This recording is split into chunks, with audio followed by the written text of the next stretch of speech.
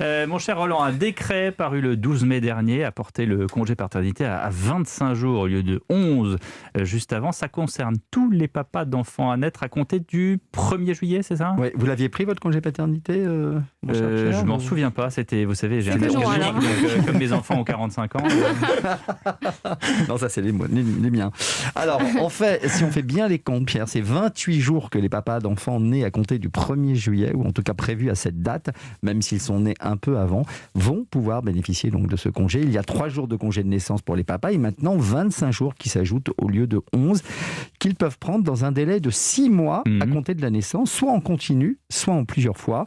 Et en cas de naissance multiple, le congé de paternité est alors de 35 jours. Et alors, tous les salariés peuvent bénéficier de ce congé paternité ? Les fonctionnaires, par exemple ? Oui, et même les travailleurs indépendants, comme moi, par exemple, les non-salariés qui travaillent dans l'agriculture. Ça veut dire que cette période de congé est indemnisée et qu'il n'y a pas de perte de rémunération ? Absolument, c'est la sécurité sociale qui prend en charge l'indemnisation.